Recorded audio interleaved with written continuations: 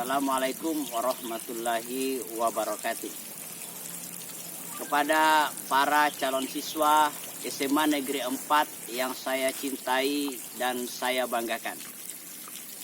Hari ini saya mewakili semua rekan-rekan guru SMA Negeri 4 Palopo mengucapkan selamat datang, ahlan wa sahlan di SMA Negeri 4 Palopo. Meskipun pada saat ini kita berada di tengah situasi pandemi COVID-19, tetapi mudah-mudahan situasi ini tidak menyurutkan hati dan semangat anak-anakku yang saat ini ada di rumah untuk mengikuti pembelajaran melalui media-media yang dikembangkan secara online. Anak-anakku yang saya banggakan, pada hari ini adalah hari yang Anda akan lewati kurang lebih 1 pekan ini dalam program masa pengenalan lingkungan sekolah atau dikenal dengan MPLS. Masa pengenalan lingkungan sekolah adalah suatu program yang dibuat pemerintah dengan tujuan untuk mengenalkan anak-anakku tentang lingkungan sekolah yang akan menjadi tempat belajar anak-anakku selama insya Allah 3 tahun ke depan. Di SMA Negeri 4 Palopo ini, kami dari seluruh warga yang telah berada di SMA Negeri 4 Palopo, mulai dari kepala sekolah, para guru tata usaha, dan kakak-kakakmu yang saat ini sudah berada di kelas 11 dan kelas 12, insya Allah akan siap menyambut anak-anakku yang berstatus sebagai calon siswa SMA Negeri 4 Palopo. Ketika menjadi nanti siswa SMA Negeri 4 Palopo akan siap bersosialisasi, berkolaborasi bersama, berteman, sehingga bisa mengantarkan anak-anakku mencapai cita-cita yang diharapkan.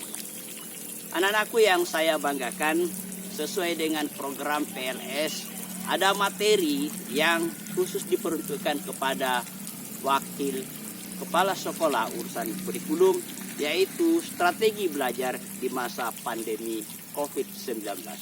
Anak-anakku yang saya banggakan, sebelum saya menyampaikan strategi belajar di masa pandemi COVID-19, saya ingin mengenalkan dulu kurikulum yang berlaku di SMA Negeri 4 Palopo. Di SMA Negeri 4 Palopo, seperti halnya di 6 SMA negeri yang lain yang ada di kota Palopo, juga mungkin ada beberapa SMA swasta sudah menerapkan sistem kurikulum yang berbasis pada K13 atau kurikulum 2013. Seperti apa kurikulum 2013? Kurikulum 2013 sesungguhnya adalah pengembangan dari kurikulum sebelumnya yang semuanya pada dasarnya berbasis pada kompetensi. Sehingga ketika guru mengajarkan materi kepada para siswa, maka sasarannya adalah kompetensi yang hendak dicapai. Saya ingin memperlihatkan kepada anak-anakku kurikulum yang telah disusun di SMA Negeri 4. Seperti inilah bentuk dokumen kurikulum yang disusun di SMA Negeri 4 Palopo. Demikian pula di sekolah-sekolah lain juga akan menyusun kurikulum seperti ini, yang kurikulum ini dihasilkan dari hasil kolaborasi, kerjasama, diskusi yang sangat panjang yang dilakukan, lalu kemudian di-workshopkan, sehingga dihasilkanlah satu kurikulum yang dilegalisir, ditandatangani oleh Kepala Dinas Provinsi Sulawesi Selatan. Para siswa yang anak-anakku, calon siswa yang saya banggakan, kurikulum 2013 itu adalah terdiri dari 2 bagian. Ada bagian pembelajaran dan ada bagian penilaian. Di bagian pembelajaran, pada saatnya nanti anak-anakku ketika belajar, maka kalian di kelas 10 akan diajarkan sebanyak 16 mata pelajaran. Dari 16 mata pelajaran tersebut, ada 10 mata pelajaran berada pada kelompok A. Lalu kemudian ada 4 mata pelajaran yang berada pada kelompok B, dan pada kelompok C masih ada 2 mata pelajaran. Sehingga jumlah totalnya adalah 16 mata pelajaran. Lalu dari 16 mata pelajaran ini akan berbeda mata pelajarannya pada tiap jurusan, pada pelajaran-pelajaran tertentu, yaitu pada kelompok B, dan kelompok C. Khusus untuk kelompok A yang terdiri dari 10 mata pelajaran, itu semua akan sama. Baik yang memilih jurusan MIPA maupun yang memilih jurusan IPS. Mata pelajaran apa saja yang ada pada kelompok A?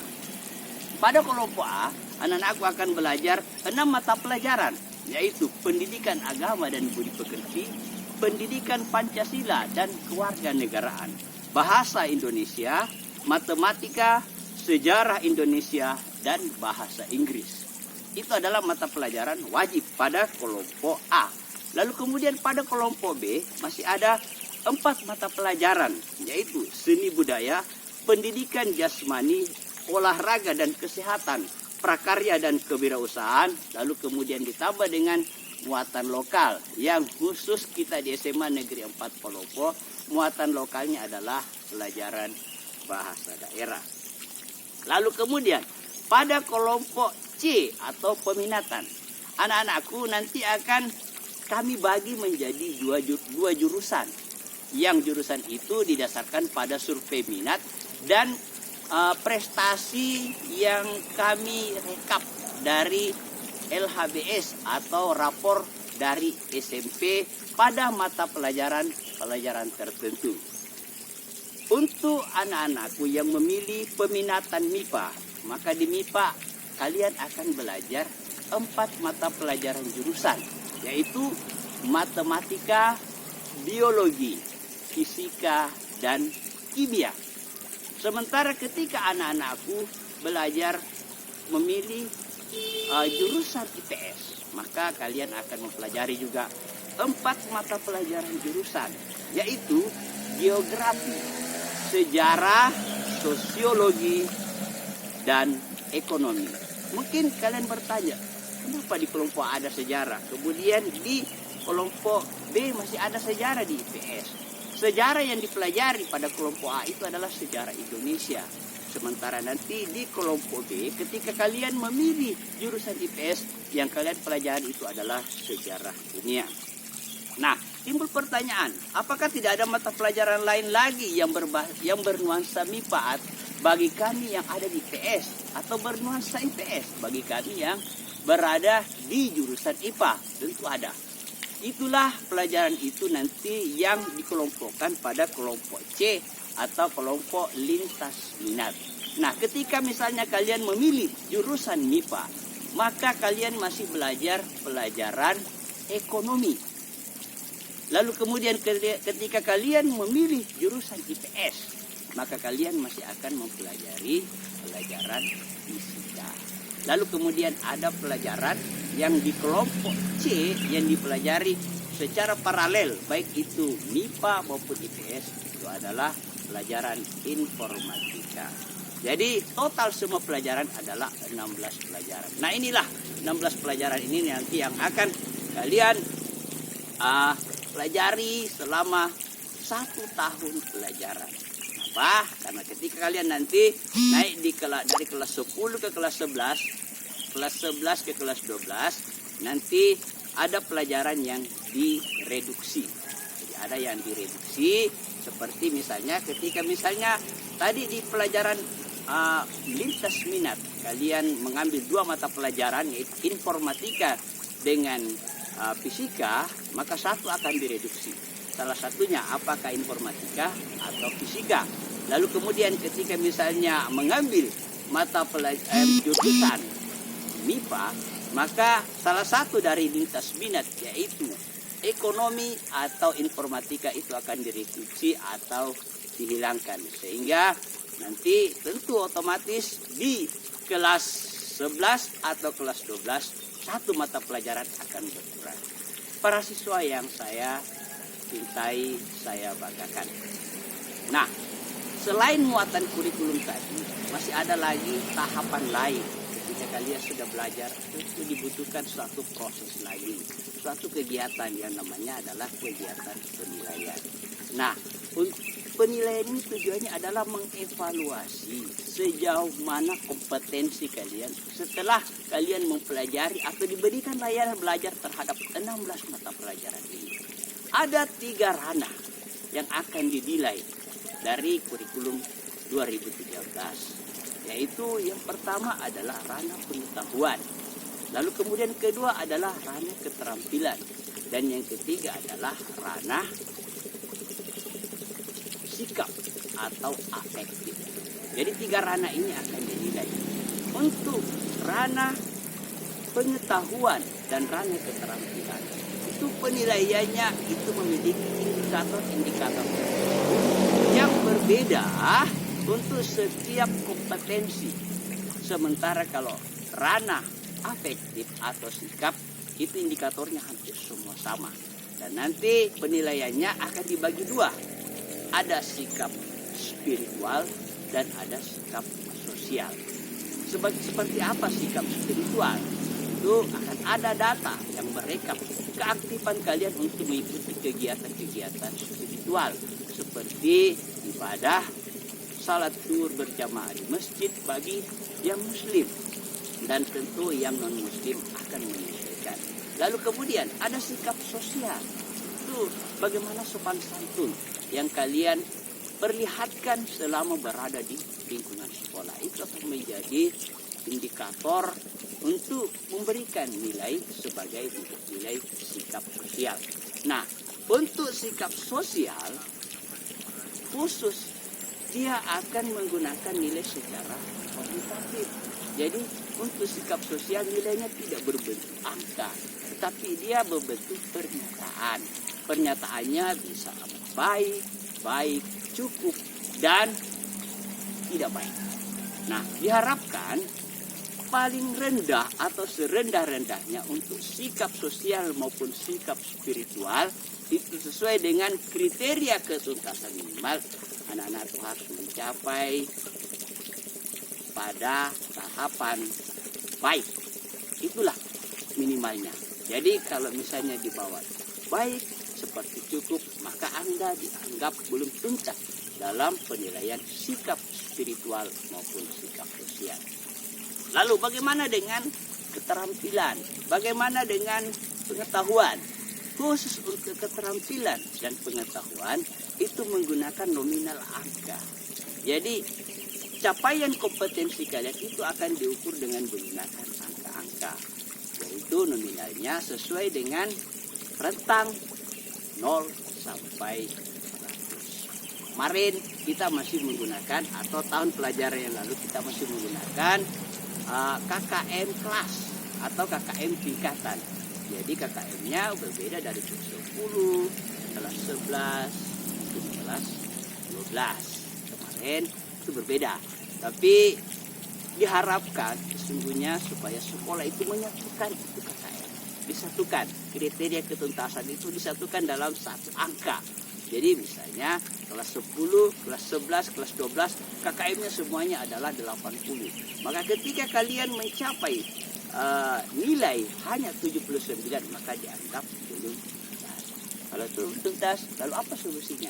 Solusinya adalah ikuti kegiatan remedial. Itu adalah sebuah kegiatan.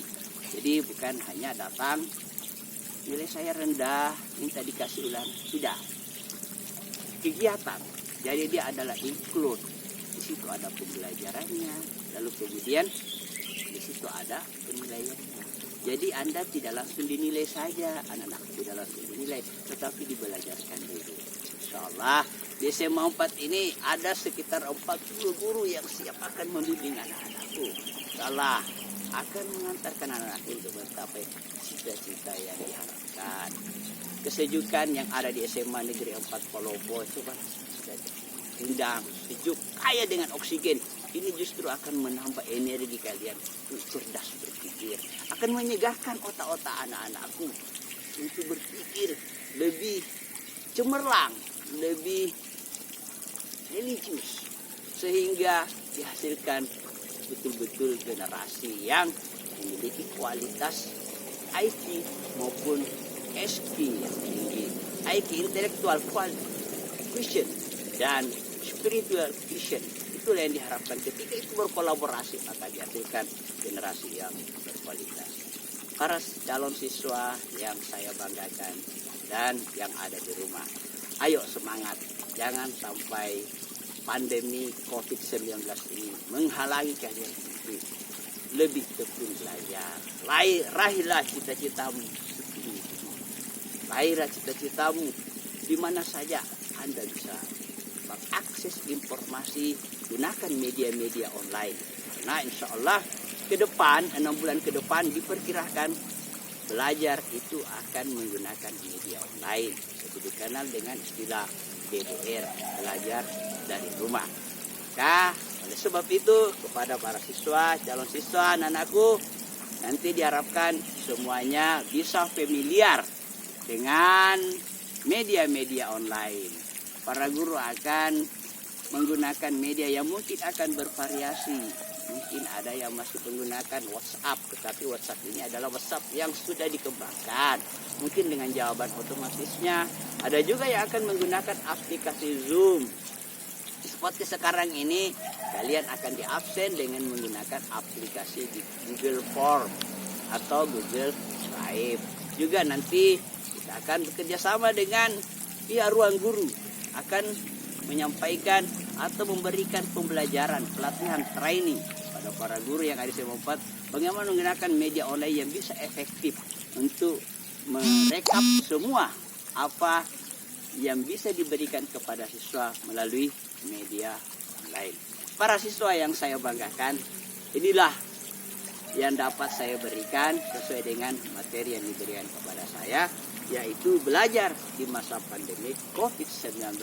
Akhirnya saya ucapkan sukses buat anak-anakku calon siswa SMA Negeri 4 Palopo. Terima kasih.